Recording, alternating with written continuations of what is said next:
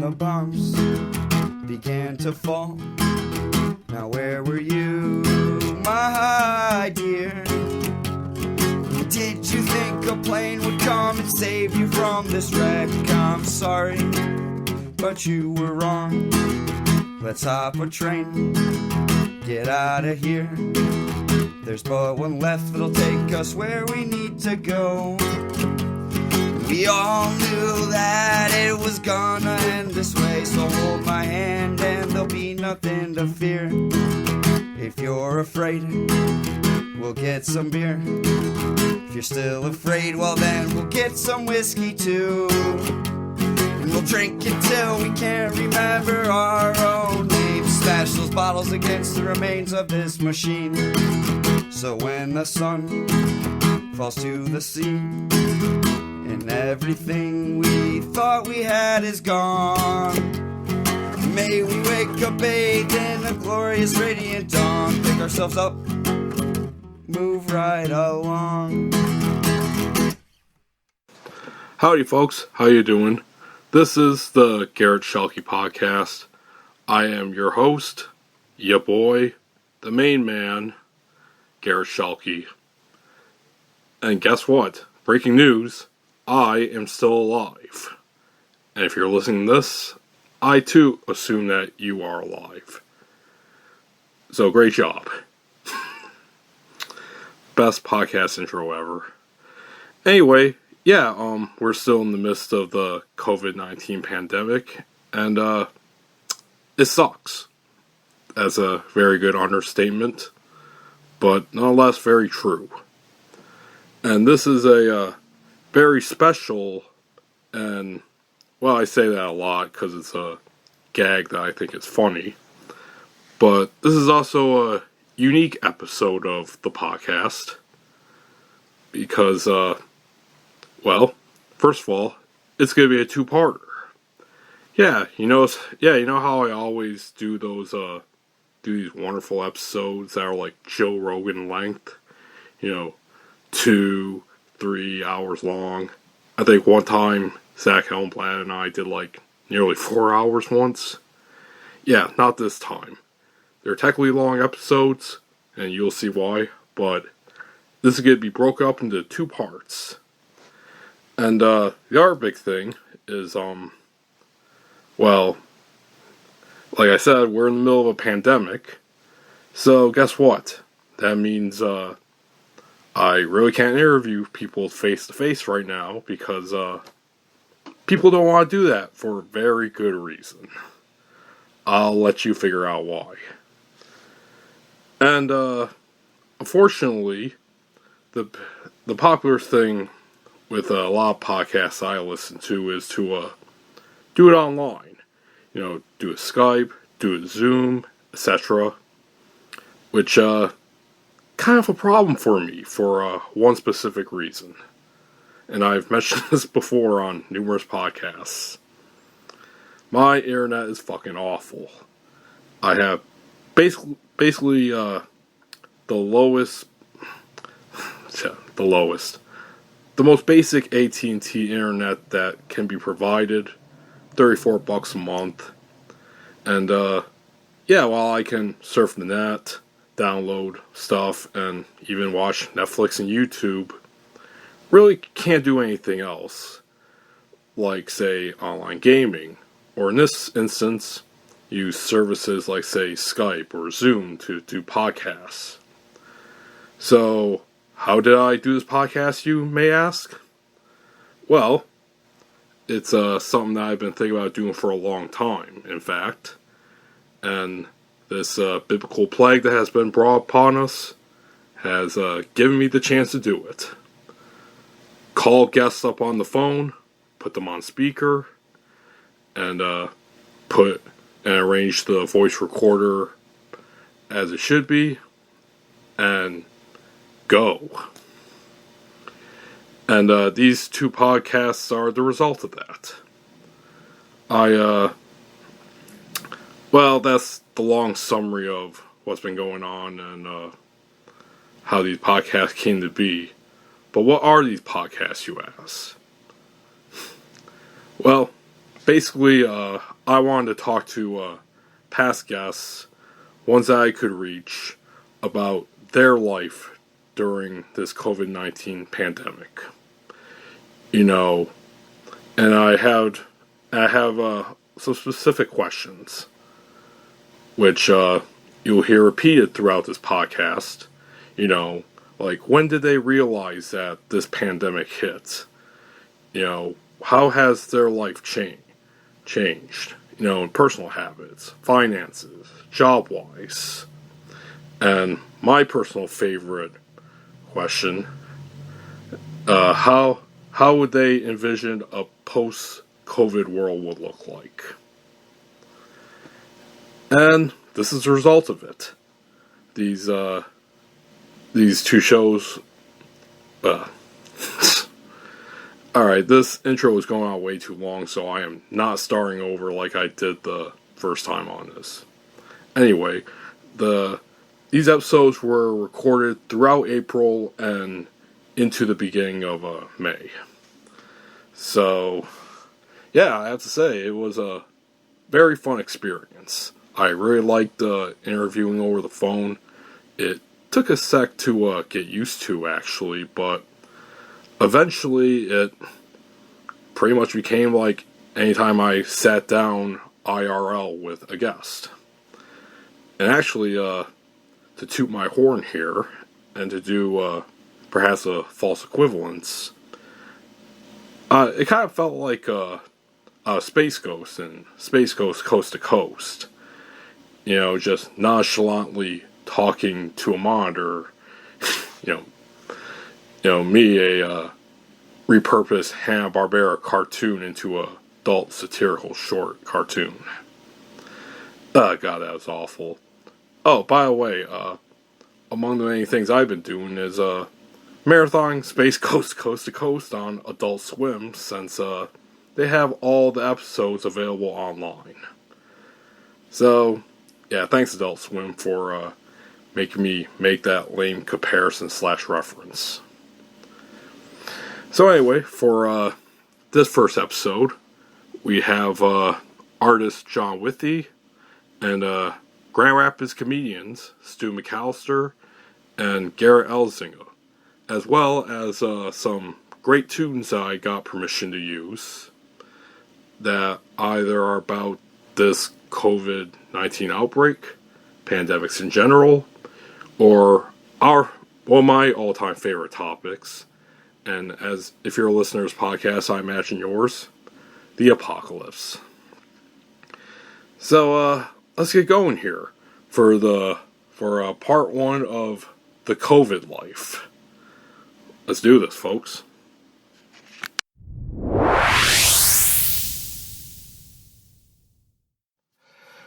All right, we're recording. Very first episode of this compilation podcast. And folks, I would like to welcome our first guest, Kalamazoo writer and artist, John Withee. Well, thanks, Gerrit. Good to be back. Yeah, John, it's good to hear from you again, man. How's it been going? Yeah. Pretty good, man. Pretty good. I moved. I got myself set up with a good job. I'm still working through the pandemic. And been working on a lot of art. Yeah, it's good to hear.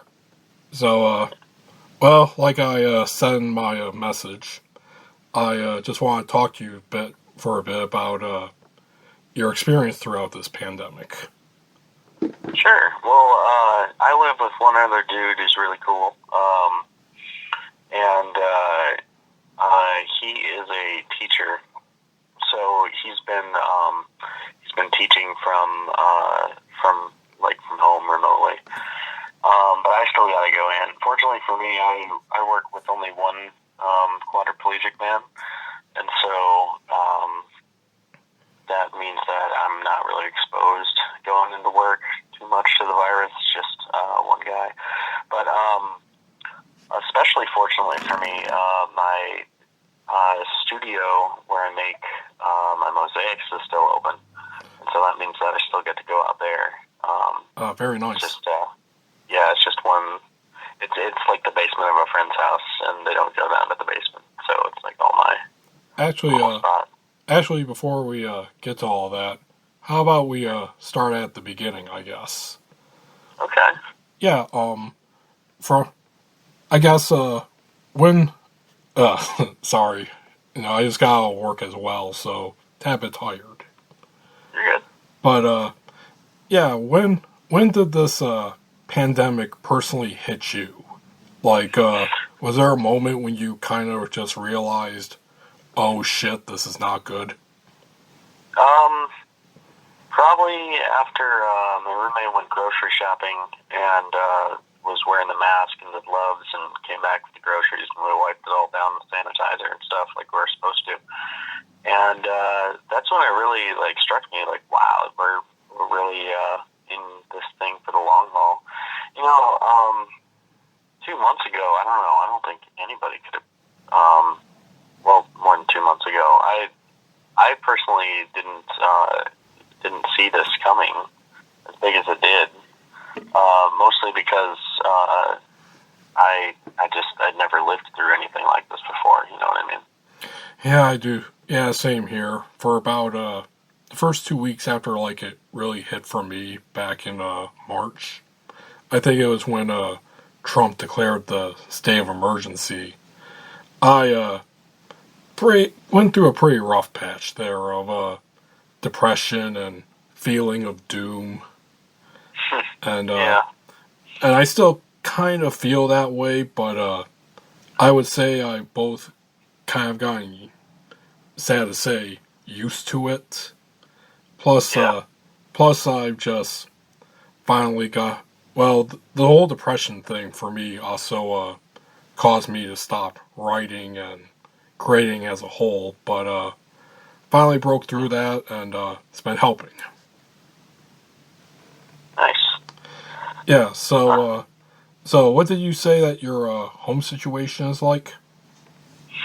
Oh, I just live with one other dude. So we have been trying to occupy ourselves. We watched all the Lord of the Rings.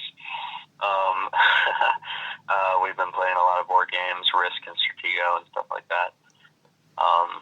Just trying to stay busy, trying to keep the mind from melting.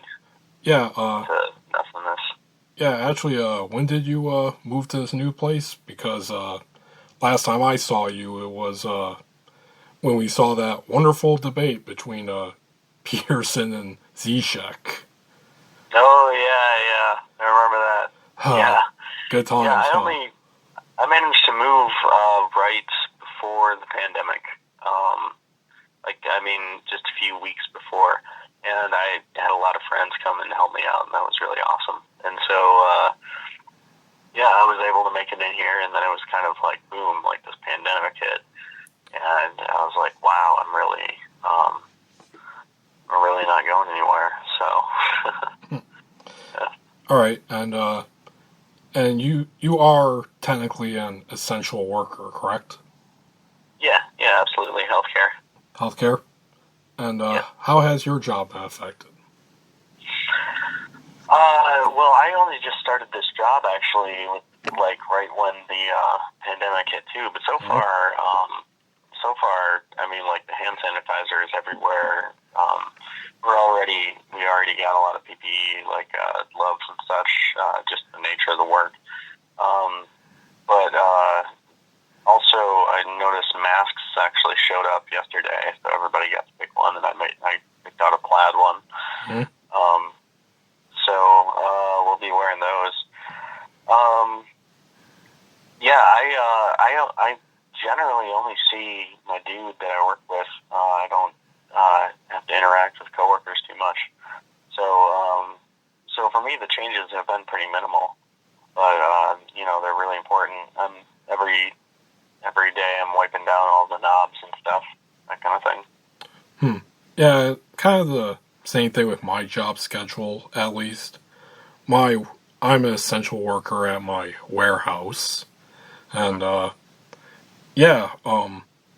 besides the safety precautions, like we're given masks, we get checked every morning, our temperature, and other than that, still sticking to the same schedule, and Well, even like this week, due to the amount of stuff that we're getting, which, strangely enough, I wouldn't really count as essential items, because most of it is just like summer stuff, which I have no clue why we're stocking still.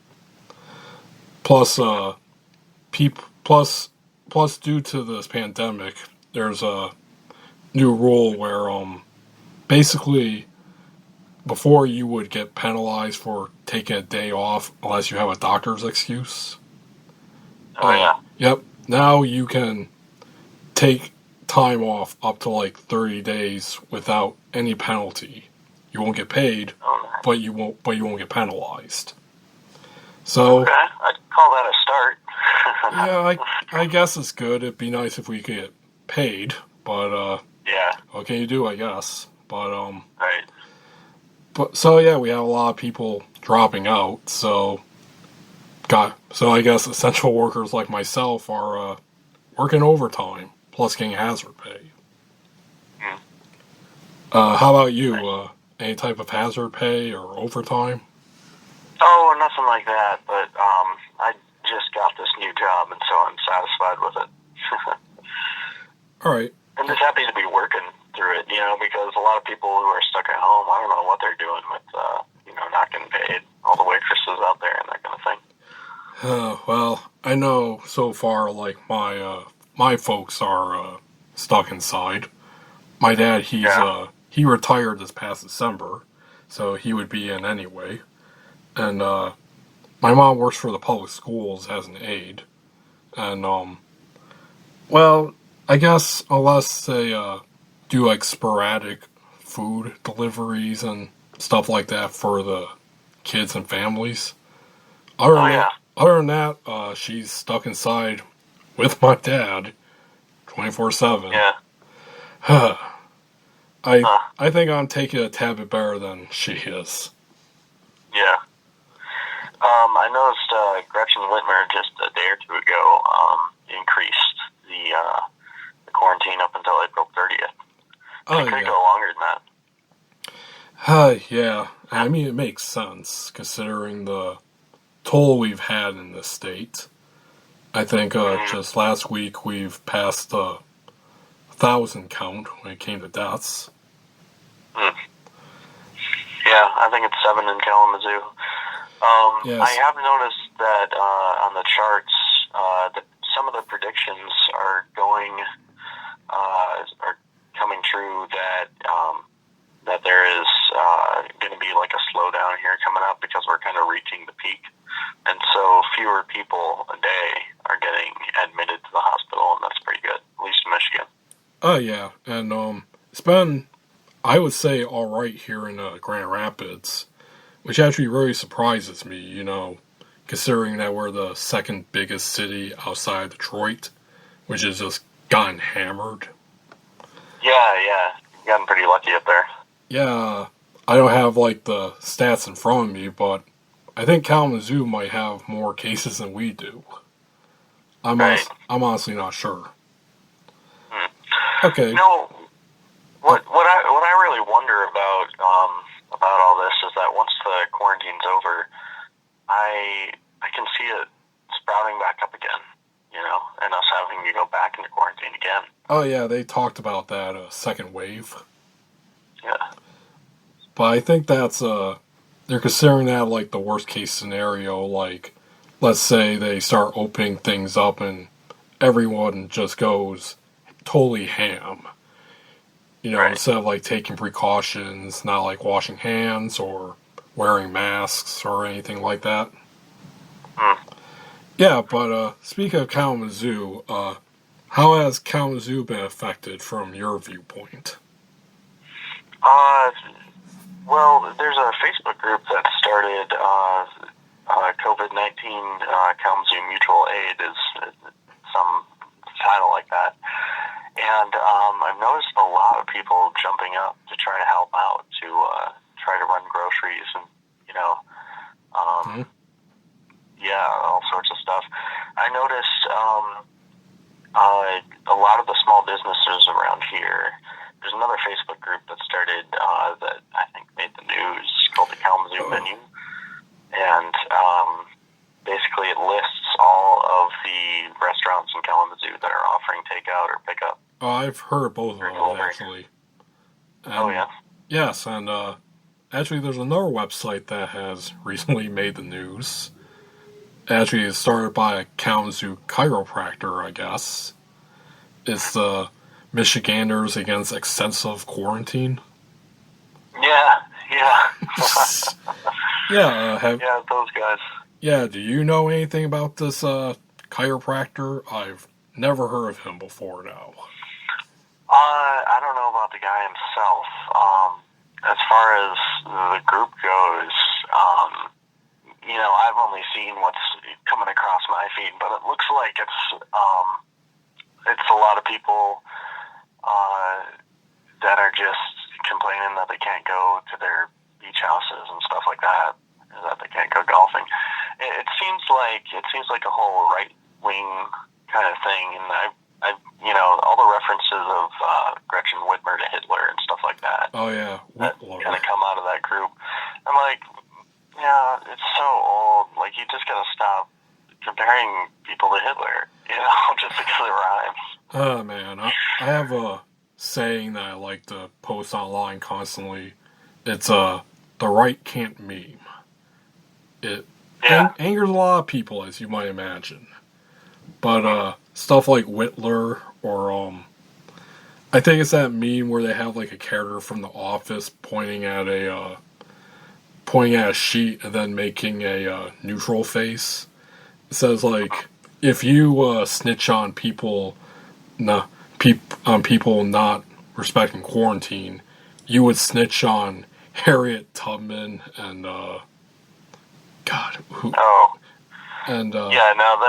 that's so ridiculous. And Anne Frank, you would, if you snitch on people outside of quarantine, you would snitch on Anne Frank and Harriet Tubman. No. Ah, man. No. Yeah, false comparison. Yeah, but I keep up with you on Facebook. I have seen like a few pictures of like, your fire pit and the poetry readings you've been doing there. Look, oh yeah. Yep. Congrats on your new work that you published online too, by the way. Oh, I thank you. Yeah. Are you still in the Vine neighborhood? Just south of it, down on Wall Street. Oh, okay. Yeah. Yeah. What has the feeling been like around the Vine neighborhood? It seems like people are mostly coming together. I mean, people are stressed, and especially, this is, depending on how long this lingers out, not just here, but elsewhere, it could lead to rent strikes and stuff like that. So, people are a little bit on edge. Don't know how they're going to make ends meet, and how long this is going to last, Yeah, besides, us as workers and renters, I'm also very concerned about small business, since I think the response to helping small businesses has been very dismissal. Mm-hmm. Yeah, like have you seen the GoFundMe page for City Lights Bookstore? Yeah, I did. What did they raise? Like $350,000 in like 24 hours, didn't they? Yep, over $30,000. Yeah.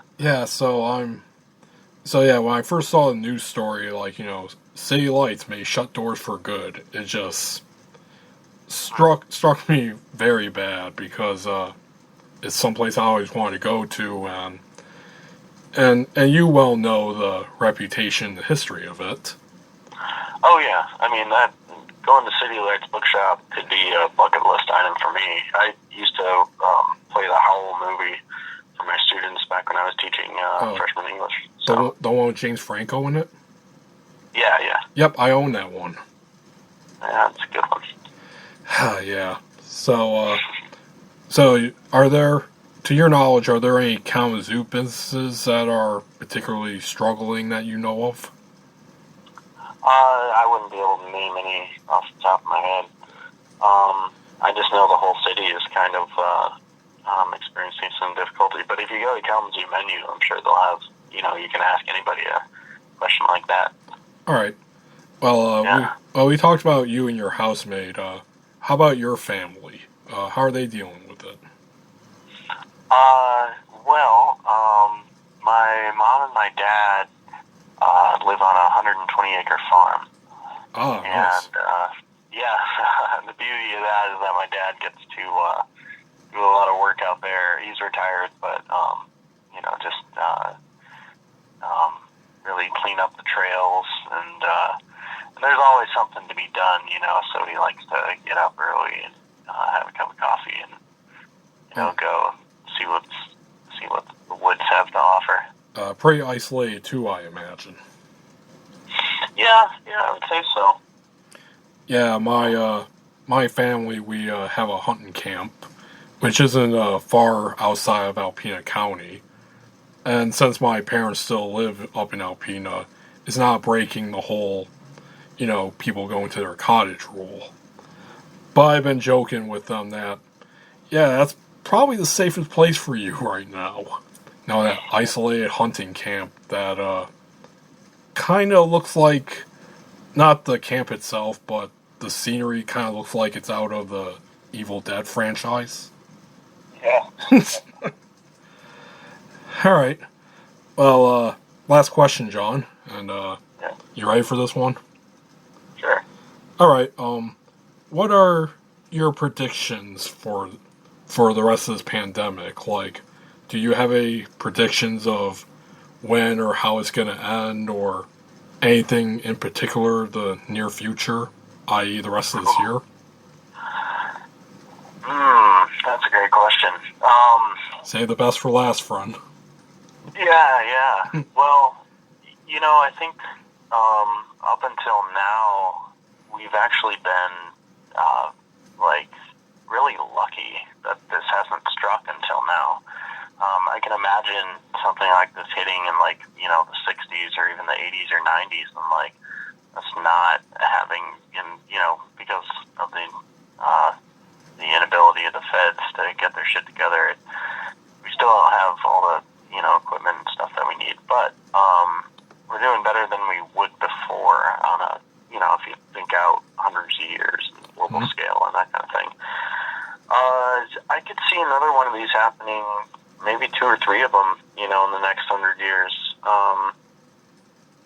I think that a lot of the studies have shown that this is one of the greatest, threats that we just kind of face in order for the survival of many of us. I wonder that myself, because Art Prize is coming up in the fall, and I don't know if Art Prize is going to happen or not in September, because it's just so many people from around the world that it attracts, and it's such a big event. I don't know if it'll happen.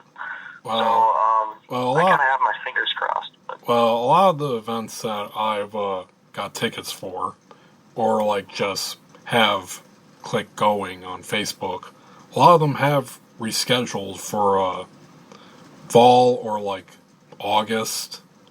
So a lot of people, I guess, are still optimistic that this will end in one way or another. Yeah, but as far as it dragging out longer, I will really have to see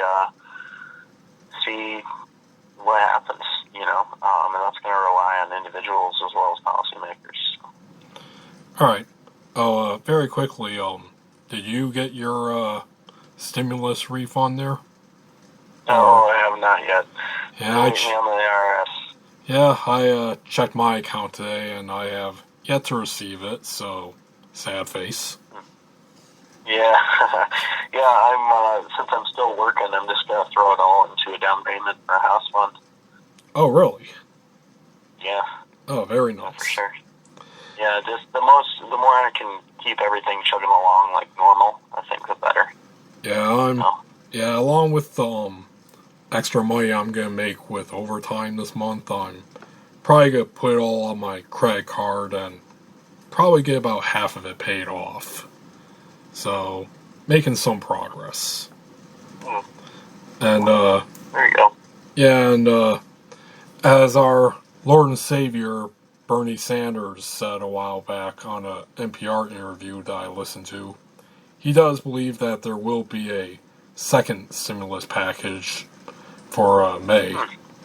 So, I believe it. yeah, so, we may just get another check, man. Yeah. Alright. Well, John, that's actually all I wanted to talk about, man. Cool. Yeah, is there, I guess, promo time? Is there any place where people can purchase your art, or if they want to donate, if they want to donate to you, like a PayPal or virtual tip jar that's pretty popular right now? Well, I'll tell you what, my Etsy shop is the Cucumber Boat, and on it you can get anything from custom construction paper art to custom mosaics that I've built, and there's a lot of mosaics that I can build for you. I'm currently working on some bumblebees for a beekeeper friend of mine. There's a whole bunch of examples, but I can make a whole bunch of stuff, and it's kind of an abstract style, but I think if you check it out, it'll look really cool. Oh, well, I should ask that question then quickly. I guess they put in the package now a thing for, freelancers and contractors. Would you apply under there for your day job or for your artistic endeavors? That's a good question. I haven't really been geared toward it right now. I've mostly been focusing on just the work and saving and that kind of stuff.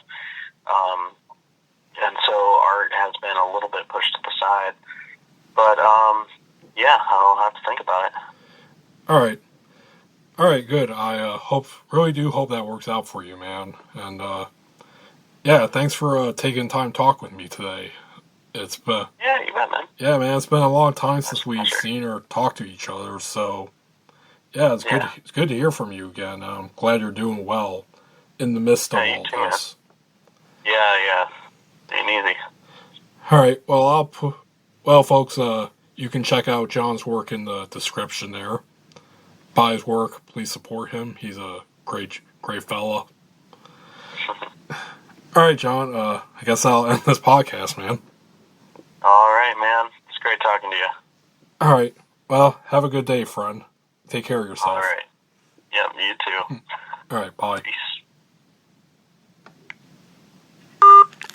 Coronavirus. I'm bored. Coronavirus. I'm bored. Sitting here all alone doing nothing, being bored, playing cello, yeah. But that's just like breathing. Boring.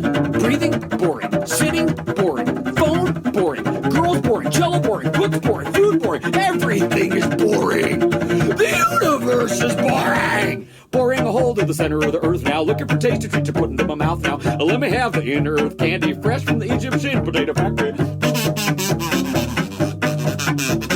Boring a hole to the center of the earth now. Looking for tasty treats to put into my mouth now. Let me have the inner earth candy fresh from the Egyptian potato factory.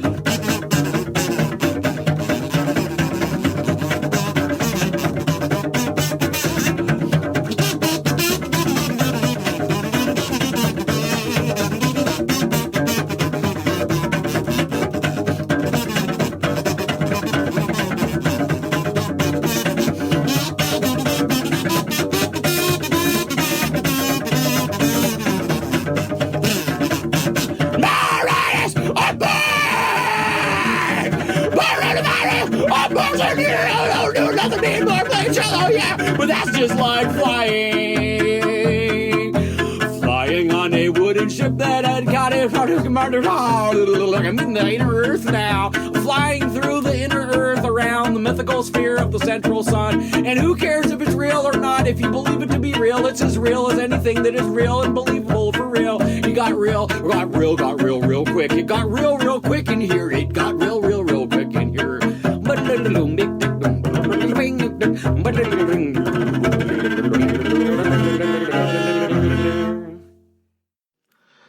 All right, time for another interview. And, folks, This time I got on Grand Rapids comedian and host of the LMNO podcast, Stu McCallister, online. Yeah, how are you, man? I'm doing good, despite the circumstances. How about you, dude? Oh, sure.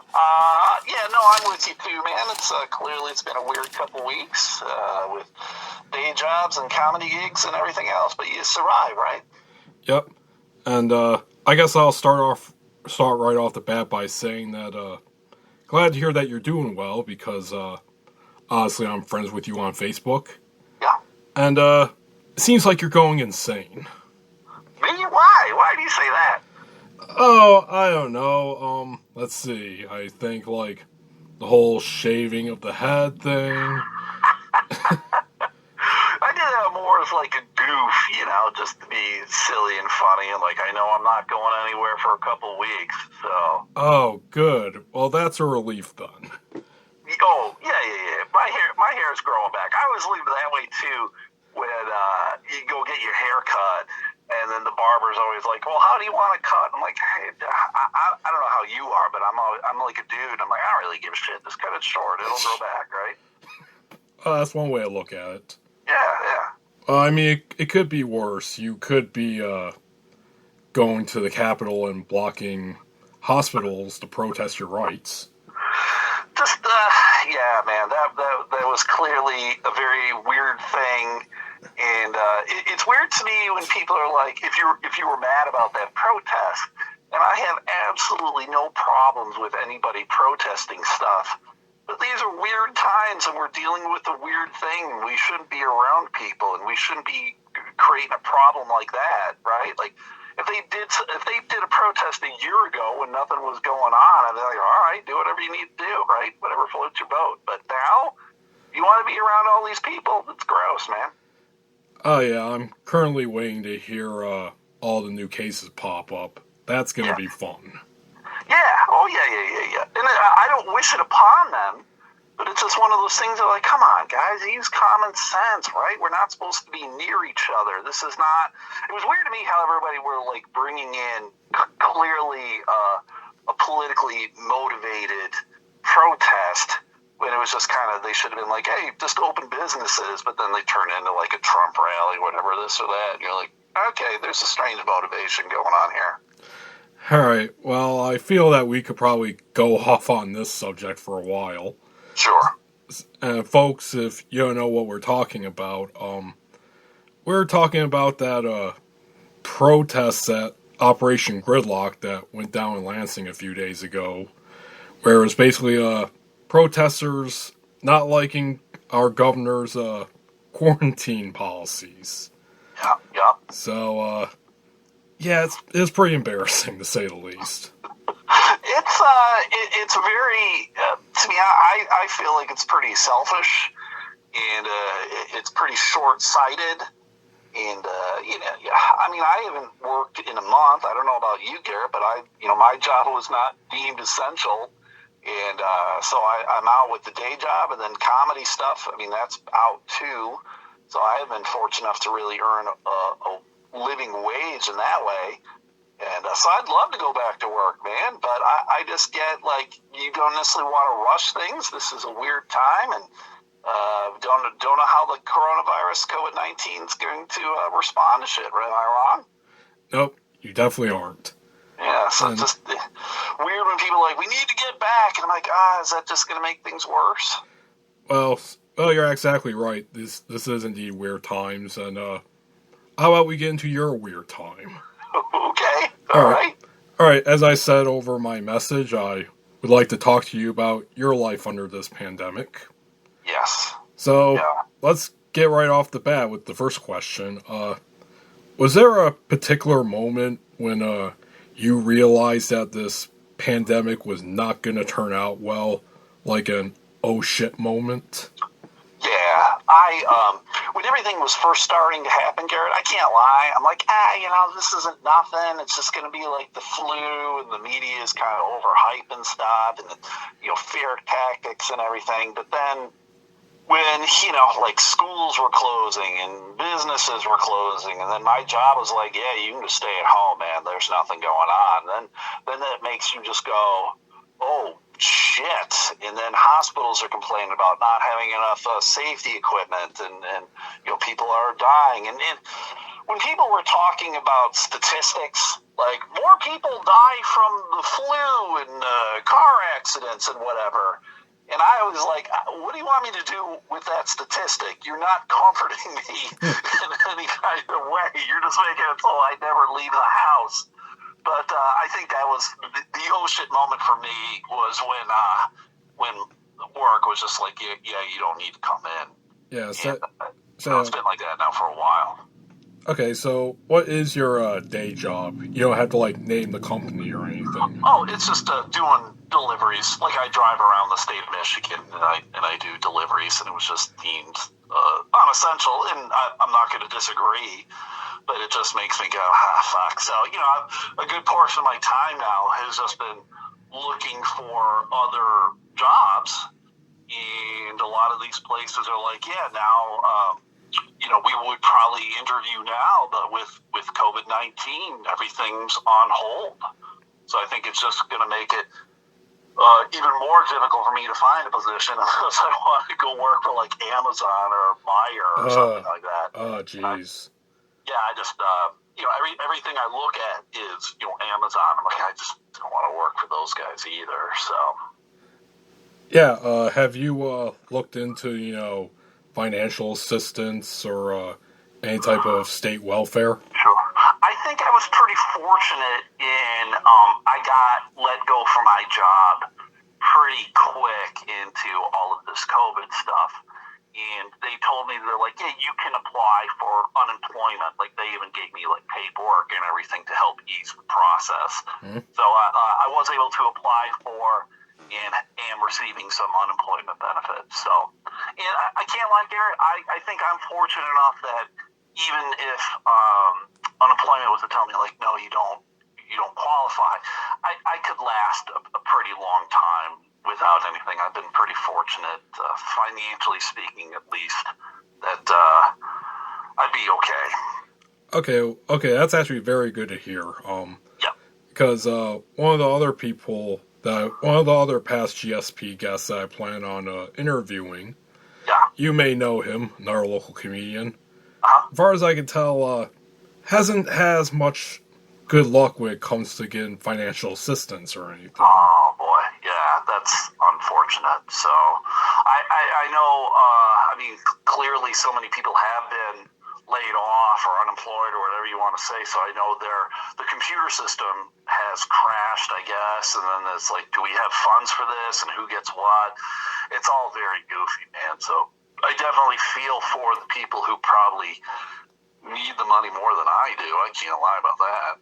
Oh yeah, it could go into a big unfunny tirade, but yeah, it has just despite being the huge radical socialist that I am, it still shocks me just how broken our system has been since the thing started. From healthcare to financial assistance to even computing systems. It's holy shit. Nothing is going to ever be as it was, right? I just don't think, just your jobs and people, what they're going to do with their money. And, I think even, these social greeting, I think handshakes, man. I think a lot of people are going to be very I'm not going to touch you.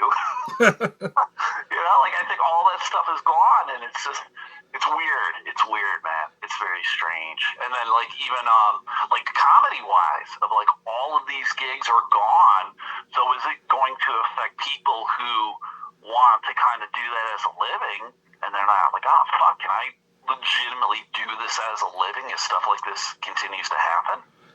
Oh, that would actually be a good branching off point there. As a comedian, I guess not only it's obviously how you've been affected, but has there been a huge change in the landscape that here in Grand Rapids, at least, that you think is just gonna just keep on going through this pandemic and past it? Yeah. Well, a lot of people, they're adjusting and they're adapting. So then it becomes like, okay, I've seen a lot of like Zoom shows, these online shows that people are doing. Then I see a lot of like the video content that people are doing, whether, you know, it's like a TikTok thing, or they're doing more Facebook Lives, they're doing stuff like that, or they're just making like sketches and videos, because, you know, you're stuck at home. A lot of people are like, I can't leave, I'm not supposed to do anything, and there's only so much like Netflix that you can watch before you want to blow your brains out. So, you know, people are coming up with creative ways to do stuff. A lot of guys are starting podcasts because, you know, that's something you can go up on Anchor pretty quick. So, and what it makes me wonder the most, though, Garrett, is like, will these projects continue to happen when we can go back to living kind of like a normal life? Yeah, that's a very good point there. And one thing that I've really been watching, because aside from financial assistance and welfare and all that, I've also been very disappointed. By disappointed, I mean angry about the response that small businesses have gotten. You know, the help, if you want to call it. Right. Which has not been very much. No, it definitely seems like they haven't been getting their fair shake.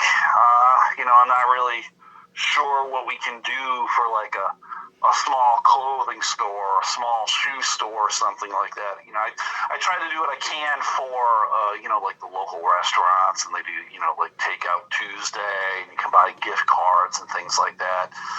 But then you also got to remember, too, like the people that you want doing all that stuff, like they're financially strapped, a lot of people. So, you know, everybody's like, how am I going to spend my money? So I don't really know what's going to happen, man. I hope a lot of these businesses are able to survive post-COVID. Yeah, well, you're connected with Dr. Grins and Laugh-Fest. Yes. Is there any significant updates that you know of with those two? I know Dr. Grins is closed at least through the first week of May. But then, you know, everything's almost kind of like, you know, week to week sort of thing with like, all right, is this comic still going to come in, or this or that? I know Laughfest, a lot of the bigger shows that they had are going to be rescheduled. Mm-hmm. So, like, if you were going to see someone, I can't even remember who was there the second weekend, but if you were coming to see a bigger name comic the second weekend, like John Ray Manford or whoever, it's I don't think he was a part of Laughhouse, but yeah. Oh, I thought he was performing at Wealthy Theater. Yeah, he was. He was performing at Wealthy Theater, but he, I think he was getting rescheduled because people weren't coming to see him anyway.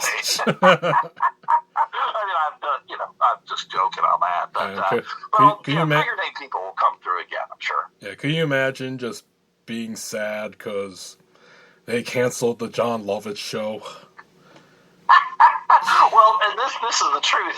He did have two shows, which I thought was pretty weird. Because, you know, Wealthy Theater's not, like, super big. It's 400 seats.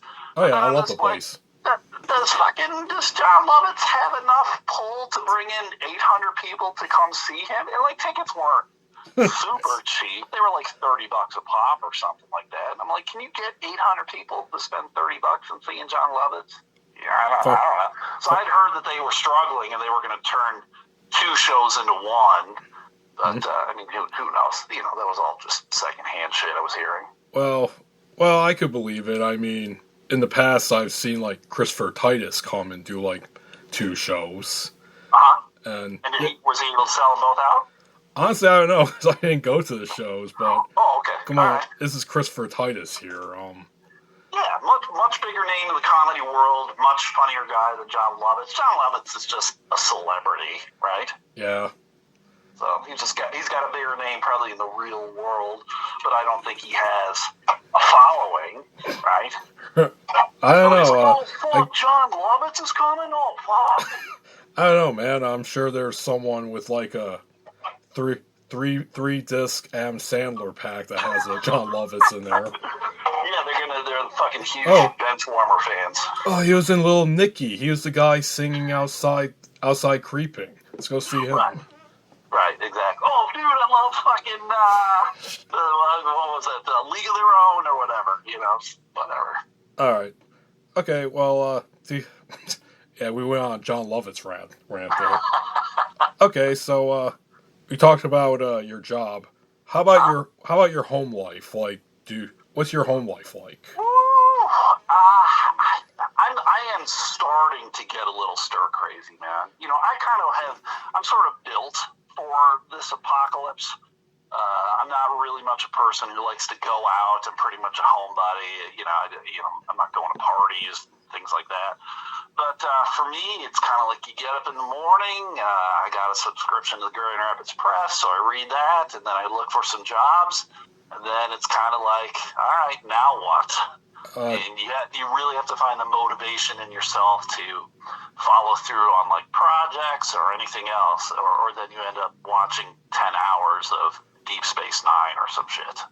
Do you have your own house, or do you live in an apartment or anything? No, I have a house. I do have a house, and living with somebody, and we got 2 dogs and 4 cats. I mean, there's shit I could be doing around the house, but I don't. Well, what like personal habits have changed for you? Probably just like I'm not eating out as much and doing more stuff at home, making more meals for myself. I'm not like a grand chef in any kind of capacity, but it is about like, okay, now I'm making some stuff for myself. I'm reading a hell of a lot more. Like the simple New Year's resolution for myself was to read 12 books for the year, right? So it's like one a month. And I'm like, that's obtainable. But, by the beginning of all this COVID stuff, I had already accomplished all of that. So, I'm just cranking out a lot of reading. I should be writing a whole lot more, Garrett. I got projects that I've started and I just haven't completed. And I know I need to do that, but I haven't. I suck. Funny enough, I have actually been writing a lot more, or should I say it's becoming a lot easier these past few weeks, because when this pandemic hit me, when I had my oh shit moment, I just instantly fell into apocalyptic depression.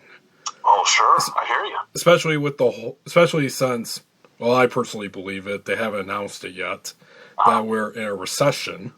Yeah. Which is the one thing that I'm really truly paranoid about. It's oh, there's gonna be another recession. I gotta save my money.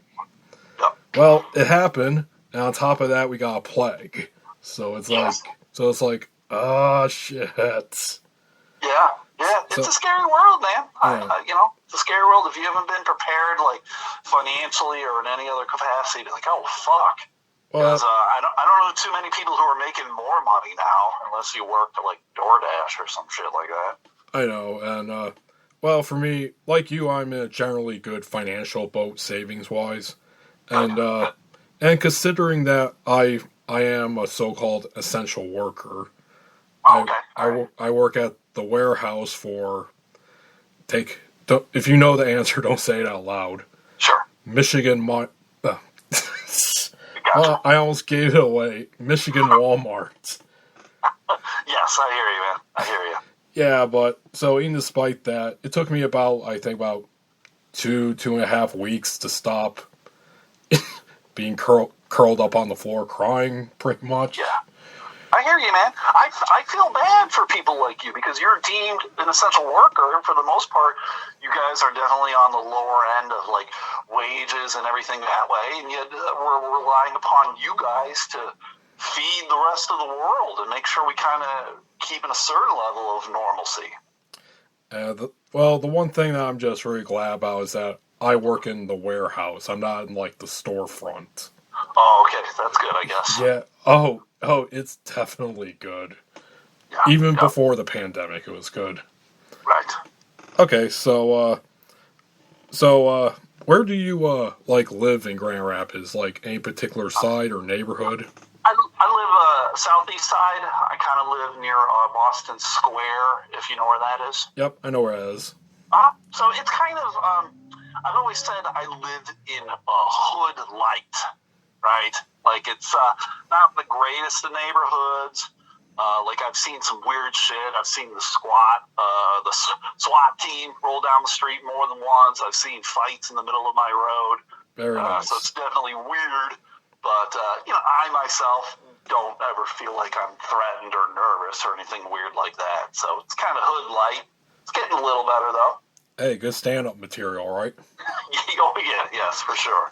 What's the deal with people fighting in front of my house? You got other houses, so why you got to fight in front of mine? That's right. Go fight in front of your own. Get off my street. Jerry Seinfeld's never going to live that down, even though he never did that joke. He never did. He should have, though. I hear you. I 100% agree with you on that. Okay, so how about the environment around your house? How has it been affected? Like, you mean within the house or like in the neighborhood? In the neighborhood. It's definitely weird. It's definitely not as active. And, like, I don't see cars rolling down the street so much. I'm not seeing people out and about so much. But when I do take my dogs for a walk, then you definitely see a bunch of other people like, oh, fuck, I got to walk my dogs too. And you definitely see a lot of people just wanting to get outside and stretch their legs, So that's weird. But when I drive to the store, it doesn't really feel super different, though, Like, it still seems like there's the same amount of cars on the highways and streets. So it almost makes me feel like people aren't doing what they should to stay home, or there's a lot of essential workers out there. Yeah, I live in Heritage Hill, and mostly I've been taken to doing 45-minute walks on the weekends since I literally got nothing else to do but sit around and read Netflix and all that shit. So it's like, okay, I gotta get out for a little bit, or else I will probably feel like crap for not going outside at all. Yeah, I'm not a people person, but I'm just like, fuck, I miss going to the movie theater, right? I miss going out to Subway sandwich and just sitting there and eating a meal. I'm just around people, Yeah, you just can't watch the shit out of stuff anymore, can you? Exactly. Yeah, but since I'm in Heritage Hill, I'm like a 15-minute walk away from East Town. And wow, it's been surreal these Friday and Saturday nights if I walk, because it is dead quiet. Oh yeah, no one at the bars, no one hanging out, no one at Yesterdog, none of that shit. Nope, completely shut down, except for Papa John's and Gino's Pizza. Sure. Well, even the that Middle Eastern restaurant downtown, that was one of my favorites, and they're fucking close too, man. Not even doing takeout or anything. So, is Wolfgang still open? No, it isn't. God damn, dude. There you go. I mean, Yesterdog isn't open. I think they tried it for a sec. Then they're like, yeah, this isn't going to work. Let's just shut down. Right. And same thing with my favorite downtown restaurant, Z's Bar and Grill. Oh, they're close too? Yeah, I guess they tried. Wow. I guess Yesterdog, they gave it the college try, but just didn't work out.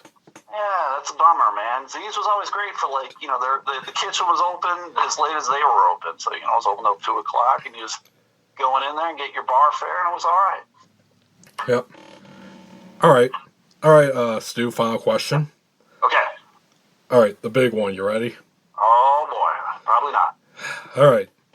Do you have any predictions for the near future, like when this pandemic will end, what a post-COVID world will look like?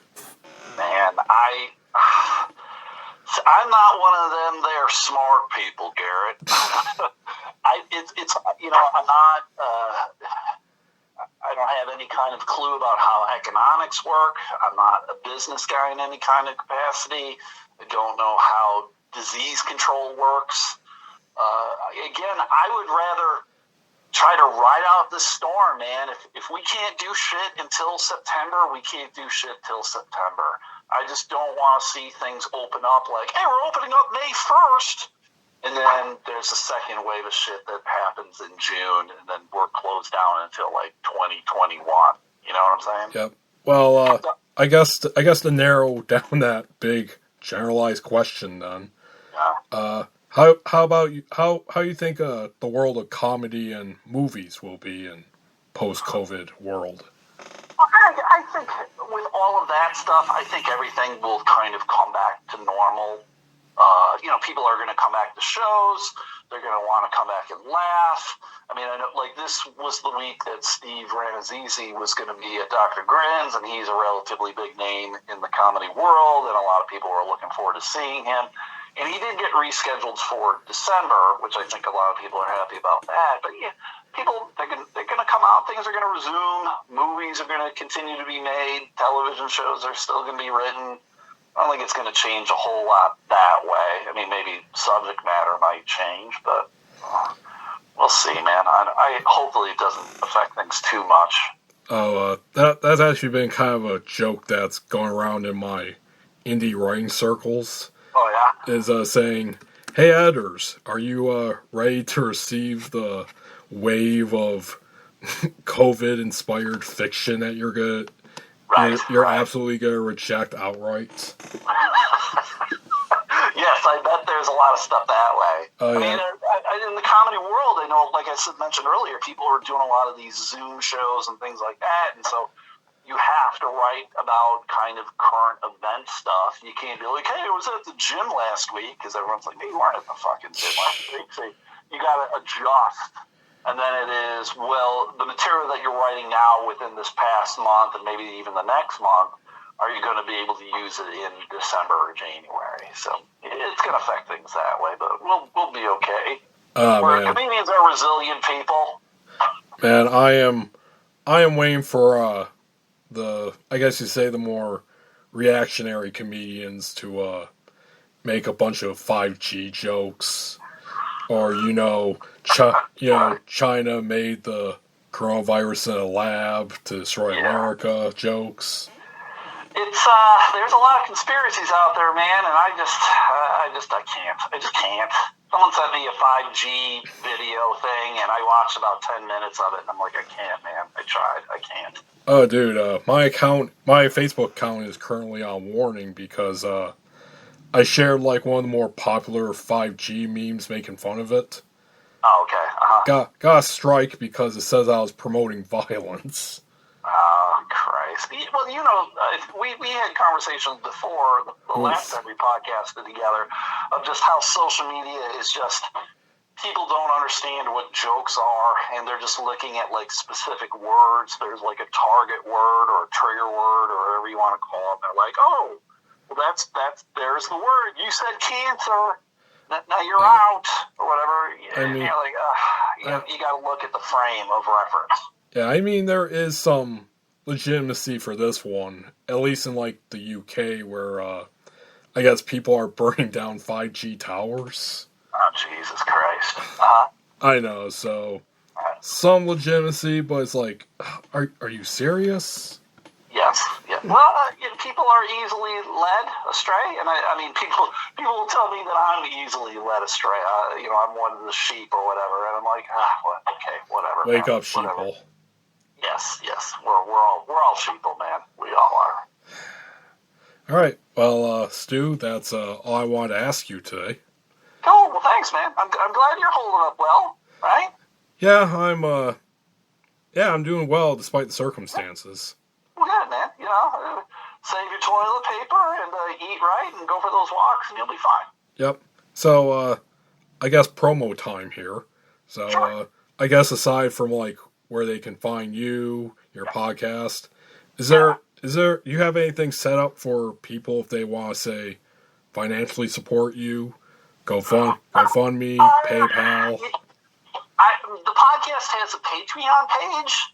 Oh, excellent. So, I mean, if people did want to subscribe to the Patreon, but, if people aren't listening to my podcast, they probably don't want to do that. I mean, it's one of those weird things, man. Like, I've seen like you can add stuff to pages, like your PayPal account or your Venmo, and I feel weird about that unless I'm giving someone a product. You know what I'm saying? Yeah, I feel you there. Yeah, so I just, if I was doing, like, I see a lot of these musicians, and they're doing, like, a Facebook Live, and then, like, in the corner will have their PayPal or whatever. And I'm like, okay, you're tipping them, I'm watching the show for a half hour, and then I'm giving them $5, and I don't feel bad about that. But for me, like, I haven't done any of these Zoom shows or anything, and it would just be kind of weird for me to go, hey, my PayPal account is this. But if people do listen to the podcast, they do the freebies every Monday and Thursday, and then now because of just being stay at home, I'm doing the Patreon every day. So I'm doing a podcast every day for like an hour or so, and I just completed my podcast, the Patreon for today, like right before you called. So it's comedy related. I say a lot of dumb shit. I swear a whole lot. It's good for me. And if people listen, it's great. And if they don't listen, that's fine too, because I would still do it anyway.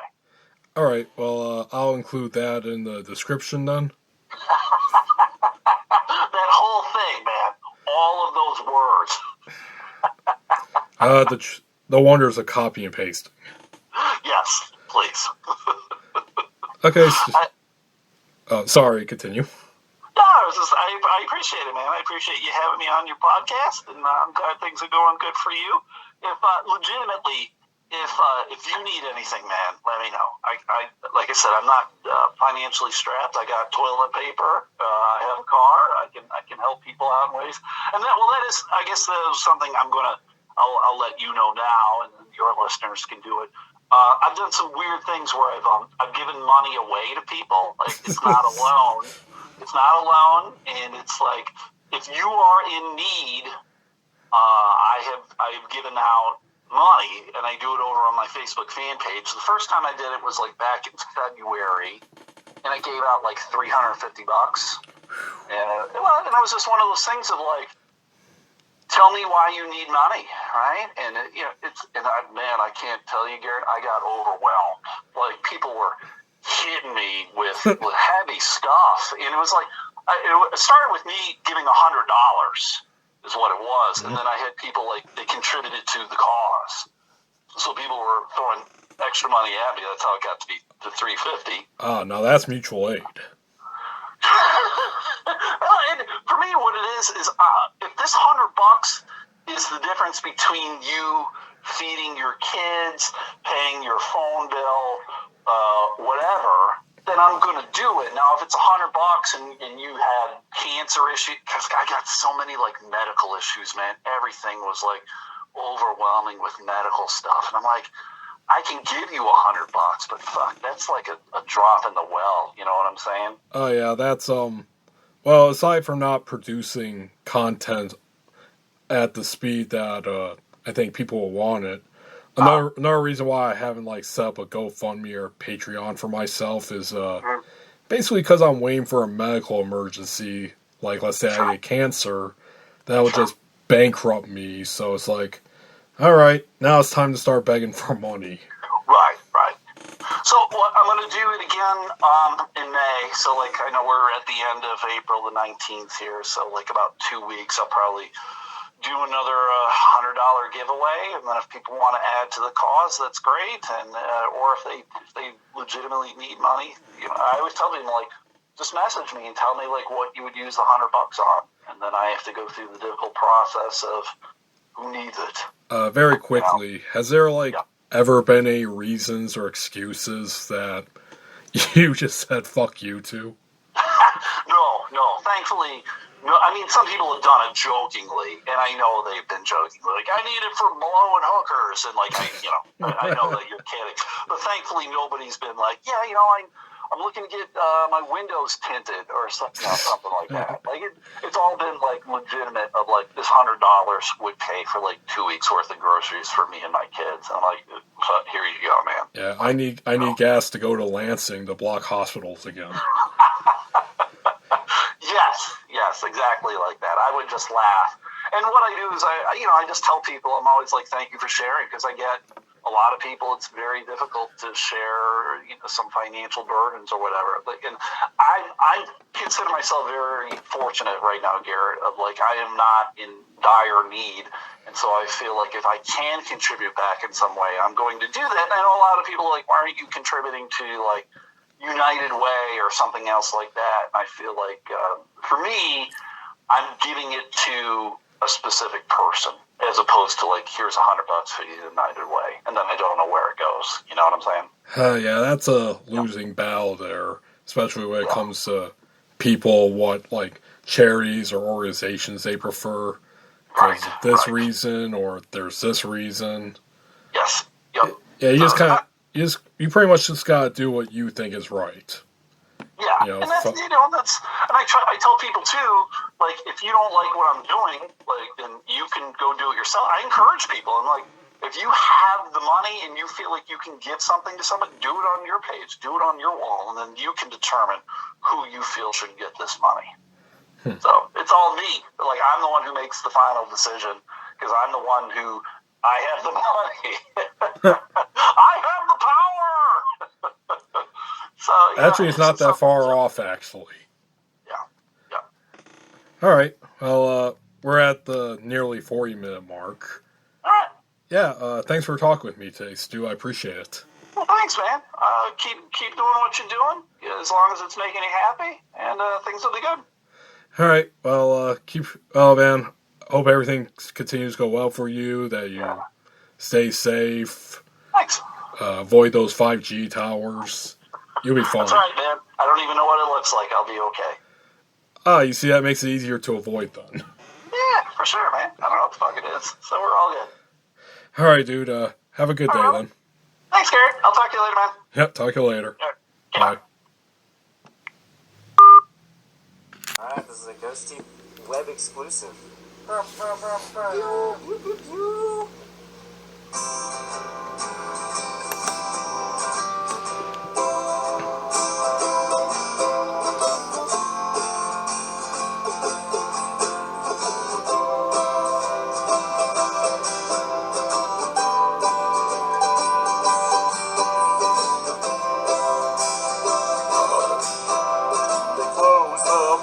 And they close the bars. Relying on the government won't get you far. Hard to believe it gets worse every day. Ain't paying rent if we ain't getting paid. Logging off Twitter, it's all bad news. Ain't going outside, I got the quarantine blues. Hoarding toilet paper just to pass the time. Stuck sipping giblets without no lime. I'm running out of serums, I'll be high and dry. Ain't no shame in sitting home and crying.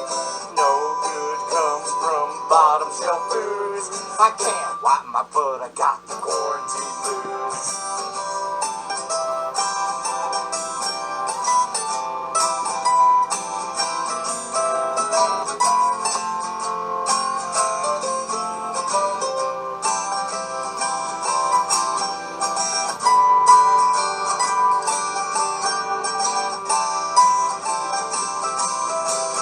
Well, we heard there's a guy gouging sanitizer. Say that ain't fucked up, you're a doggone liar. Delivering mob justice is on our minds. Revolvers and bandanas gonna rob him blind. Fuck around and find out and believe it's true. Get what you deserve, I got the quarantine blues. Don't miss my balls, but I miss my friends. Hoping that these beats justify the ends. Social distance will ain't much fun. Relying on the internet to get things done. Different cam boys and girls and these two poor remote sex workers got the quarantine blues.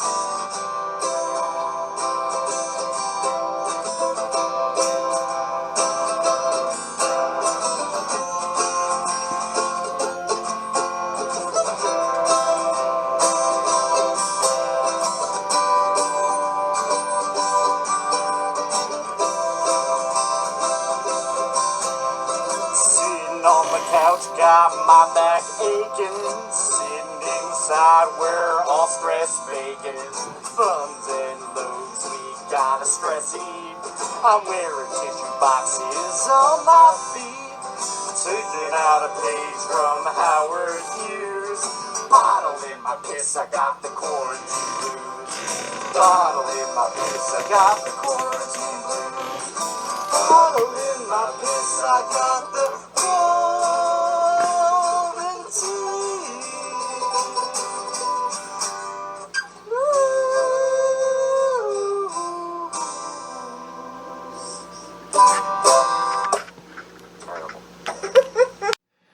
All right, folks. Our next guest here is Grand Rapids comedian and host at Dr. Grin's Comedy Club, Garret Elzinga. Garret, how's it going, bro? Good. How are you doing? Like I said, I'm doing good. Surviving this Sunday afternoon. Yep, me too. Just trying to pass the time, get some projects done. Yeah, what are you working on? I just finished editing someone's album earlier this week, and then I'm working on editing someone's special that they recorded a couple years ago. Getting that all edited together. Oh, very nice. Lot of work. Okay, so not very nice, then. Yeah, I mean it's it's just something to pass the time, and luckily I have the time now to do it. So. It's good. It's convenient. All right. Well, as I've talked to you beforehand, I wanted to see what your life has been since this pandemic has started. It's pretty much that. I mean, I haven't really written any material. It's been kind of just observations about how people are acting right now, and it kind of gets immediately put to Facebook or Twitter. And then I kind of forget about it. So I'm trying to not post everything that I think and just keep them in the notepad and maybe explore them after this is all done. But yeah, I haven't really written anything. I've been trying to work on, something else to put out in the meantime, but it's just been... You need money, too. So there's no money in your own projects. There's going to be money in getting other people's things together. So you can't pay yourself for doing your own editing. Well, before I ask the first question, I do have to say you made a pretty good post this afternoon. Which one did I post? It's the one about fake/satirical right-wing news sites. Oh, yeah. God, what was that one? Patriots or something? Yeah, Patriots. Like potato and patriot. Yes, because it's like you think you know everything, but you're just bloated, full of starch. You really know nothing, which is funny because it's a conservative tool. So I don't understand why they would think that being called, like, why would you? I don't understand. Like, why it's a conservative, right-wing propaganda machine that's pumping out satirical content, but it's called the Patriot. So it's like a, it's like a title for idiots, basically. So why would you go to something that's calling you an idiot and be like, see, this is proof? You're like, no, it's all dumb, and they think that you're so dumb that you're going to believe this is true. Ergo, they take it and they share it. It's crazy. Well, I think that's just part of right-wing humor in general. Mm-hmm. You just really don't have much of a sense of irony, or, you gotta be right on point, or you just think dumb shit is funnier than it actually is. Mm-hmm. Oh, yeah. None of it's funny. And it's not because, I've got some jokes that liberals will hate. So it's not that I'm like this left-wing liberal. It's just, it's all extremes are fucking the worst. And I mean, I know I hate being the middle guy kind of thing, and you don't want to be that great centrist comedian. No, I don't want to be centrist. I have my beliefs, and I'm gonna stick to them. But I just hate the idea that people act holier than thou on both sides of the fence. But it's like, you're both wrong, though. So I'm not going to swing that far to either side, but I get the points of both sides. It's just they're both assholes. But I'm not in the middle. I don't know. It's this weird devil's advocate, gray area kind of situation. So, well, it is the perfect time to be a shithead, if you really think about it. That's true. But let's get right on to it, actually. Perfect. Yeah, perfect. All right.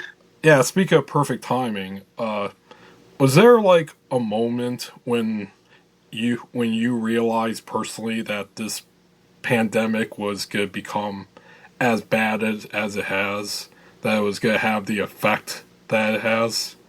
Like an oh shit moment. I think I realized it in January when I read the first news article. I remember where I was. I remember what I was doing. I was recording an episode of This Better Be Good, the podcast I have. And we had just seen a movie. I had just went outside between the two. So for anyone that doesn't know, this podcast is my friend and I. We talk about a movie before we see it. We go see it, and then we talk about it again after we see it. So fellow comedian Mike Logan? Yes. So we recorded the we went and saw the movie. And then right after that, I went out for a smoke break. We ordered some food. And then when I'm out there for the smoke break, I saw this news article of, people in Wuhan, China are dying of the coronavirus. It's named COVID-19, like all this stuff. And I'm just like, if this gets out, this could be everywhere. Like, I remember having that thought in January. It was like January 19th. It was like really, really new into the year. And then kind of didn't really think anything of it. But if I was president, I 100% would have thought more of it. And then February hits, and then it's like, I might have to go back and listen to that episode, because I think I bring it up where I'm like, well, we should just shut down the countries that it is already, because it's not just going to be China. Like, if it's in other countries or people that have traveled from here to there, like, you need to track all these people. I feel like I said that on there, but I can't remember. Oh, anyway, you actually gave a thought on that. It wasn't like a quip like, man, this movie's so bad, I wish I had COVID. Yeah, no. I'm pretty sure I brought it up on the pod, or I might have just said it to Mike when I came back in. I can't remember, but and then in the weeks that followed, I kind of forgot about it, and it kind of came up again February 1st-ish, and where it's like, Trump has banned people coming from China or something like that. And then you dig deeper, and you're like, no, he's still letting people come in who are traveling to China, so he did nothing there. So that's when I started to get the ball rolling. I'm like, this isn't going to be good, because it's going to come here, because people are still traveling from China to here. They're still traveling across the world. And then, just the news reports keep going, and then he's like, this is a hoax. And then I'm like, this fucking guy, like, he's not taking it seriously. I remember everything was just like, and Bernie's campaign was under fire because, he's not Joe Biden, and like everything was starting to just take this big dip. Mm-hmm. And then I remember I went to the Bernie rally that was in Grand Rapids. Yep, I was there too. Yeah, and I was like, I feel really good about this. I think everything's coming up. Millhouse, this is going to be great. And then that weekend, I went to Royal Oak, and the world set on fire. Like, the moment that it hit the United States, like, it was still kind of not really being taken seriously. And then it's like, we got to have stuff in plan. Like, I'm thinking all these things, and I'm like, am I ahead of the curve? Why am I thinking these things that are like logical thoughts? And that weekend I was at Mark Ridley's Comedy Castle. I was featuring, and I was really excited to work with the headliner, but there was this black cloud that was hanging over the whole weekend, because they had to take chairs out and take seats out. That's the same thing. Tables and chairs out. And they had to limit the amount of people that could be there. because it was like at that time I think Whitmer said it was like groups of hundreds, like 100 or something like that. Mm-hmm. So you had to limit the amount of people that could be there. And then there's like hand sanitizer everywhere. I just sanitized my hands constantly, washed all the time, like just started really taking it seriously. And then I was talking to Louis Michael. He was the MC that weekend. He's a comic out of Lansing. But he's like, this is like serious. So he started to get in my head.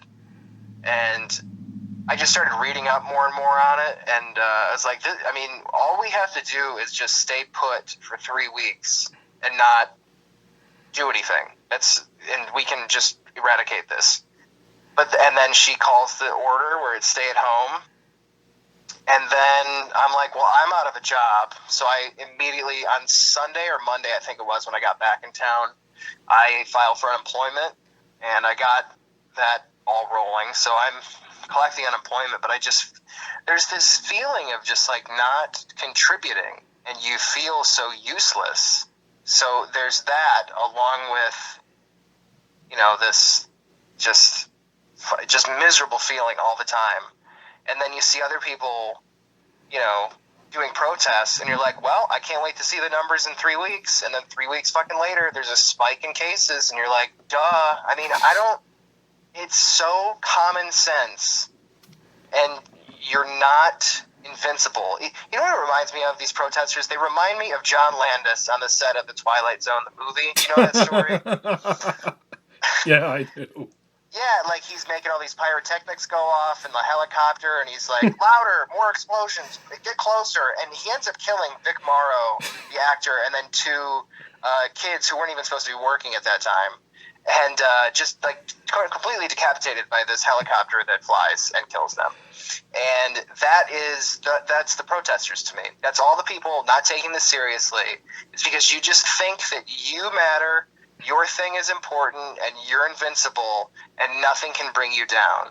And then people die because of actions that you took.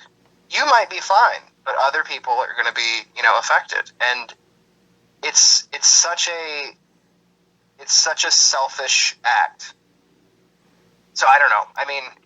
That's when I started to take it seriously. It was like that moment where I'm like, oh, shit's getting different. Like I didn't feel comfortable, and different news outlets are pumping different stuff out, and it comes back to this whole right-wing propaganda shit where it's just like continually going against Nancy Pelosi, and I'm like, what has she done to you? I don't understand. Hey man, she's affected them with her 5Gs. Mitch McConnell is the devil, if you ask me. He's the guy that wants to like make every business not subject to lawsuits if someone gets sick, so ergo you don't have to follow any specific guidelines. He's like Dollar Tree Satan. Like he's God, this is such a shitty movie. You ever see Master of Disguise? Yes, I have. But he's Turtle. He's Turtle if he was, well, evil. I believe it. All right, so that's that. You okay, man? That was long. I know. I'm impressed, actually. Well, normally, I don't talk much. I live with 2 roommates, my girlfriend and my friend Ortega. He's a comic as well. But we kind of talk throughout the week, but then we don't say a lot, I guess. So, and I don't really talk to other people, so my brain is slower, I felt. It's harder for me to like get the words that I want to say, so I feel like I take longer, and I've been swearing less, so because there's no one to fucking hear it. But I don't know. It's just you kind of feel like you lose that funny bone. So it's like you have to keep trying to do something that makes you feel right in your head. So I don't know. Well, that's what I've been focusing on. Well, my friend, I'm glad to be here to hear all your thoughts. Be someone different. I just can't wait to hear what the next question is. Well, it's actually pretty simple. Now, you mentioned that you've gone on unemployment. Mm-hmm. Yeah, I want to know what your experience has been going through the system, since, honestly, we've heard a lot about it. Basically just how it's failing everyone in Michigan. across the country, in fact. It is failing everyone. I posted something a while back about, because I was confused about how the whole process worked, because I never had to file for it before. So what did I do? I filed that night, and then they accepted it. So then they said, you're going to get this, you're going to get a card. And then there was no money on the card. So I was so confused. I was like, where is the money? What's happening? And then I had to ask, and they're like, you have to log back in, and then you claim each week. So you go in, you answer some questions, and then they give you the money for each week. So you have to go claim. Or you can do that online, which I found incredibly easy. Or you can call, I guess, which no one's getting through. So I suggest going online. But then there's so many people that are like, well, I mean, they denied my claim. And I'm like, well, no claims should be denied right now. I mean, even if someone's lying, accept it and then figure it out later when all this is over. So, I mean, but that's the thing, too, is like where people are making more money than people that are working. And it's like, well, you have to up the amount that people are getting paid at their jobs if they're still working right now, because it should be hazard pay. And they're like, wow, we are giving hazard pay. And I'm like, that still doesn't explain why people who are working, are making less money than people on minimum wage. Or not minimum wage, I'm sorry, unemployment.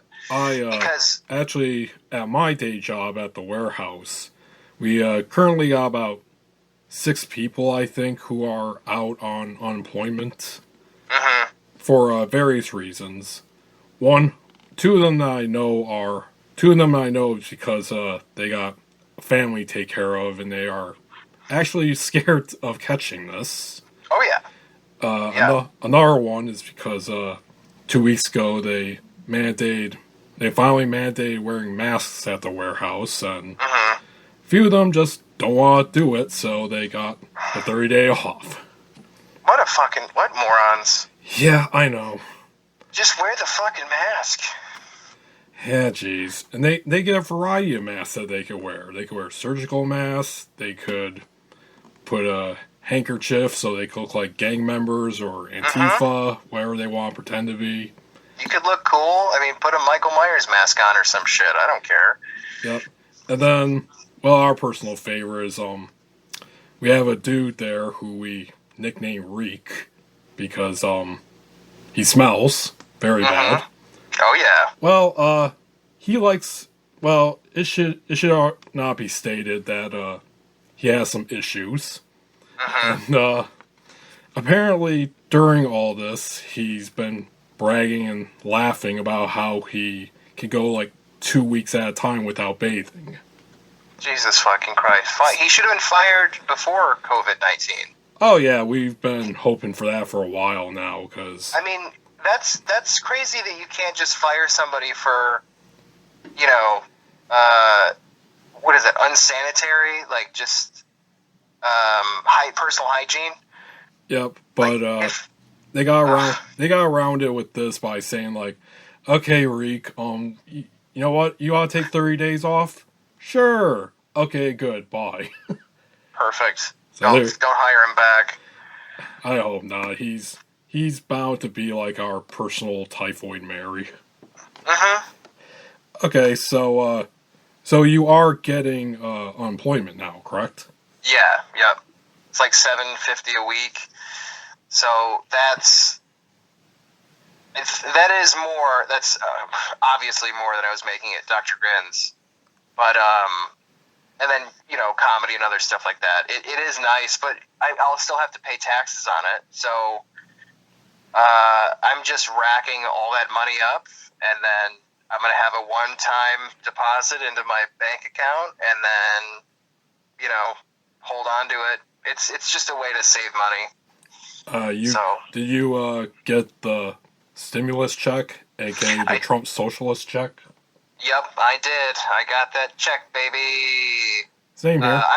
I'm finding out most people are not getting it because they either A, didn't file their taxes or from a previous year, or B, the account they had the direct deposit go into when they filed their taxes is now closed, so there's nowhere for that money to go. So it just gets sent back. And that's the reason. That's one of the many reasons people aren't getting it. So it's just the whole thing that you take away from this is that the system was not prepared for any of this to happen.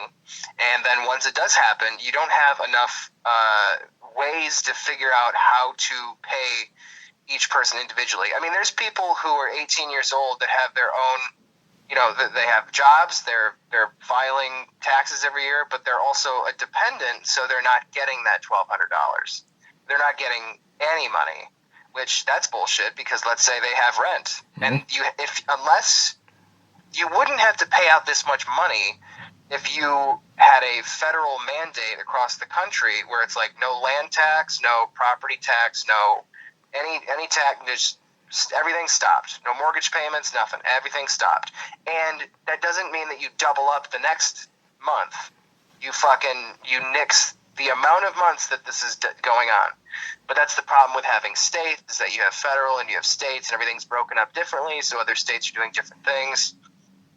So I don't know. I mean, it is a shit show out there. And I just can't wait for it to all blow over, and then I come out like it. I don't know. I feel like it's like you're in the bunker, like the bunker after the bomb goes off, and then you come out and you're like, oh my god, everyone's dead. I think that's what this is. Basically, this is Fallout. Fallout, yes. Oh man, but yeah, I have a friend who gave some sage advice when the checks started coming in. He suggested that when you get the Trump stimulus check to immediately take out your bank account if you have long-standing debts. Oh yeah, because the IRS and debt collectors will just swoop in on it and take it. And that happened to a lot of people too. People with college student loans, that gone. Yep. It's like that's people have even if you were paying it. I mean, you have it's. Oh boy, it's just a shit show of a situation out there. Yeah, that's the official stance of this podcast. If you get any money, well, okay, two of them. One, shit show. Two, if you get any stimulus money, immediately take it out of your account and bury it in your backyard. Maybe get a high power rifle or two beforehand. Yeah, luckily I don't have those debts, so I've just been saving it all. Yep. All right. Because there's nothing for me to buy, like food, and then bills. There's nothing else. Let's talk about your personal life here. You mentioned that you live with your girlfriend and a friend. Yep. What type of housing do you live in? We live in a 2-story house that's broken up into 2 apartments. So there's an apartment on the top, and there's an apartment on the bottom where we live. Yeah. What neighborhood do you live in? Are you going to ask for my address next? I would ask for your phone number, but clearly I already have that. So if you could give me your social and bank account, that'd be nice too. 369. It's in the Heritage Hill area. Oh, well, same here. Oh, it's pretty nice. I mean, I like it a lot. We got really lucky because... I'm sorry. We got really lucky because the house it's in this family lineage. They've had it for years, so it's paid off, but then the dad gave it to his 2 sons, so one of the sons is the landlord of the upstairs and one of the sons is the landlord of the downstairs. And we got real lucky where all utilities are included in the rent, and we don't have to pay for anything except trash and internet. Oh, very nice. It's incredibly lucky, and it's a cheap price, so, I don't want to go anywhere. And especially with this going on, I don't want to leave for another 2 years now, Well, since we seem to live in the same proximity of each other, I guess I don't have to ask you what your environment has been like. But has there been any major changes around your household in regards to, like, personal habits or cleanliness since this pandemic started?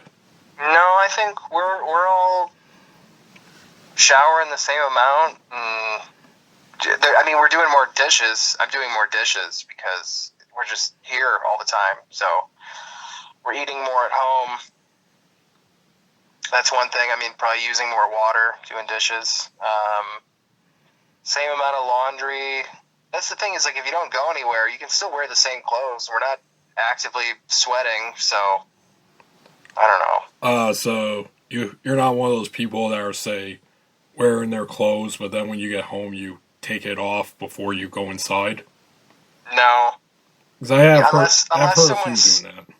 Unless someone sneezes on me or, you know, I mean, I've read so many differing accounts of, you know, the virus stays on a certain surface for insert amount of time here. There's no definite amount of time, so it's just like you can sanitize everything, but I don't know. I mean, I don't go out often, and if I do, it's at Meijer, and I mean, I haven't had anyone, like, everyone's wearing masks now, so I don't have to worry about that, or I haven't bumped into anybody.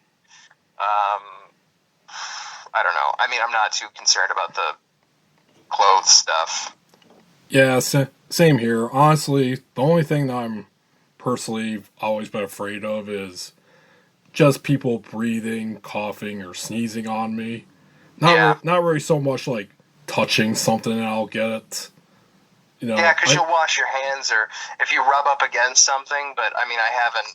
I'm very conscious of every movement that I'm making and every movement that people are making around me. Like, have you ever seen Premium Rush? It's a bad example, but the Joseph Gordon-Levitt movie. He's a biker in New York City. Oh, yeah, I've heard of that one. I haven't seen it, but I heard of it. So when he's biking, he does this thing where he looks forward and then, like, tries to plan out every route that he could possibly take to weave in and out of these cars. And then it's like there's arrows on screen, and he's like, if I go this way, I could get hit by this car. If I go that way, I could get hit by this one. I dodge it and get hit by another one or something like that. And then he finds the correct path to go. That's how I just actively always, you know, go somewhere. Like, if I'm walking around downtown and there's just slow people during fucking Art Prize or something, I'm weaving in and out of people constantly. So I just always had that about me, and I think this is like hyperdrive kind of way. So it's like if I look down an aisle and I see someone down there, I look down another one, I shoot down that one, and then, you know, jump over. That's just how I always am. So I try and avoid people at all costs regularly. Unless you're doing stand up, then it's really hard. I mean, that's really hard to avoid people doing that. Well, I'm sure that's the next question, where it's like, you know, what are you going to do when stand up happens again? And I know that essential places like restaurants, more of those are going to open up. Bars are probably going to open up, but they're going to have to limit seating and how many people can be there. But I mean, what's the point in even opening a comedy club? Because that's the last place that people go already. So, I mean, I can't imagine anyone would be going to these clubs. And I can't imagine comics wanting to come in and do these clubs. I'm booked on places in July and, you know, November, far out. I don't know if they're even going to be happening anymore. Yeah, could you see yourself, say, wearing a mask on stage? I mean, I prefer not to, but if I have to, fine. But then with that, it's just like, well, now I'm touching the microphone. Am I taking it out of the stand? Am I talking into it? I mean, we could just not use microphones. We could do this thing, but then you're projecting, so you're spitting more, and you're breathing more, and you're using your voice more. So then it's like, do we swap out the microphones? Do we clean them? I mean, it's all this hassle that doesn't have to happen if the government could just step in and show some fucking balls and take care of these people. You know? Yep. Actually, well, dude, we're just about to hit the 30-minute mark, so I have one more question for you. Tits. It's the best one. You can really use your imagination on this one. Okay. All right. So, do you have any predictions for the near future of, like, when this pandemic will quote-unquote end? What a post-COVID world will look like? I think people who are smart will still be wearing masks. I think we'll still be social distancing. I don't think we'll be back to normal until probably late 2021. I don't know. I think the way that it is now, I feel like enough people are being so, like, conscious of things, but I feel like there's even more people who are not. So people are going to get it and be like, how did I get it? It's like, well, you didn't, you're fucking protesting with an assault rifle in Lansing. So it's not dumb. It's not, hard to imagine how they got it. But then the people that they come into contact with, some people that they come into contact with are going to get it. Some aren't, and they could be carriers. So that's how these things spread. And I don't even know. I mean, I'm just going to play it safe. What do I see in the future? I don't know. There's going to be a breaking point where people are literally going to be crazy in the streets. I think that's going to happen, because the longer this goes on, the more people who don't go to therapy, ironically right-wingers, are going to have this mental break because they're not in touch with, the feelings that they have. They don't know how to express them, and they're gonna go even crazier. It's not hard to believe. So it's going to be like a zombie situation, I feel like. So basically everything's all bad. Mm-hmm. Wholeheartedly agree, brother. I wholeheartedly agree. It's only going to be bad, and it's only this bad because we have terrible leadership. We have no leadership whatsoever. That's the reason this is all happening, and I stand by that. Oh, come on. It's not all that bad. I mean, can you imagine any other leader that would have the courage to tell you to put light into your lungs, to get out the bad stuff? What's so funny about this? I was doing Matt Cook's podcast. Yeah. The moment that I read about that, and I said it on there, and I'm like, oh my god! So I did his direct quote as Trump, and then I'm like, this is it's insane. It's so dumb that you would even say these things, because they're clearly just him winging it. And I'm like, I get what he's saying. He's just trying to quell his base, and he's trying to piss off liberals. I get what he's doing. And then the next fucking day, he says he was being sarcastic. And I'm like, that's not what you were doing. That's not sarcasm. That is you. That's not sarcastic. You were talking to officials, health officials, being like, maybe we could do these things. That sounds good. Proposals. And they're not. It's so outlandish. And then his fucking base was defending him, and then they immediately have to be like, no, he was joking. I just wish his whole base just sounded like him. That's what I want. I want them all to wake up tomorrow and all sound just like Donald Trump. They can realize how fucking dumb they sound. Dude, last weekend, my mom and I got into about that. And she's not even like a right-winger. She votes Democrat all the time. But she was defending him, and what did she defend him about? This quote? Yeah, first it was the typical, he didn't really say that. No, he did. He said it. But here's the big thing, and I gave a very hearty laugh. She did not appreciate it. Was saying he wasn't telling people to do that. He was giving suggestions to the medical community on how they could create a vaccine by possibly using these products. Interesting, because that's also not what he said. He didn't say that we could use Lysol. He said, I'm pretty sure he said disinfectant and injection. So what's a disinfectant that I can get my hands on? Oh, I'm a stupid person? Okay, definitely. What's a disinfectant I can get my hands on? Lysol? Okay, cool. I got that in the fridge for some reason. And then, but I don't have a needle, so I can't inject it. Well, maybe I can just drink it. That's what he meant. Inject, ingest. That's the same thing. I'm still stupid.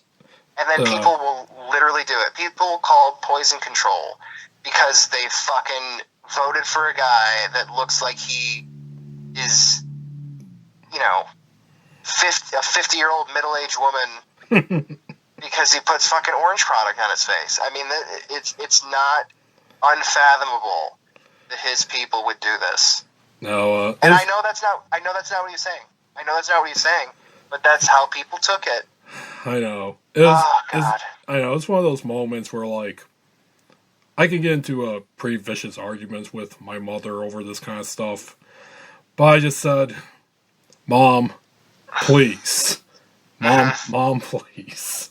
I mean, that's how I have to be with my dad, too. I mean, I barely talk to him about this, but he's a supporter.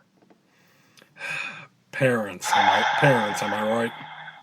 But they're the ones that told us to go to college and get a good job so we'd have job security. Oh, wait, we're all unemployed? Okay, well, glad I followed my passion and we're in the same fucking boat. Yep. All right, Garrett, that's all I wanted to talk to you about today. Thank you very much for taking time to talk with me. For sure, I hope I'm the most depressing segment on the pod. Oh, you will have competition, I assure you. Who's next? Let's see. Honestly, I've been doing this for about 3 weeks now. I try to, well, get people on, but as you know, the world has gone insane, so schedules are constantly changing. Well, thanks for having me on, man. I appreciate it. Yeah, before you go, is there anything of yours you would like to plug? Or is there any way that people, if they would like to financially support you, can do so? Oh, yeah. I mean, people can find my album. I got 2 of them. They're both on Bandcamp and Spotify, iTunes, Google Play, I guess. I don't know, Amazon, all that stuff. But first one's called Perspective, and the most recent one's called Bullet Biter, the MC Sessions. I'm really proud of the latest one. Hopefully I have a new one coming on the way. Yeah, I mean, you can find me on Facebook, Twitter, Instagram, Garret Elzinga, Gerrit, and then Elzinga. Find me on all that stuff, so. All right, and those shall be down. Those now will be down in the show notes. Cool. All right, Garrett, thanks for talking with me today. I hope everything goes well for you, despite all the circumstances going on right now. Oh, I hope the same for you, Garrett. Yep, and hopefully we'll talk again under much better circumstances. Yeah, we're both happy. That would be nice. Much less apocalyptic circumstances. Yes. All right, brother. All right, have a good day, dude. You too. Thanks. Yep, bye. Bye.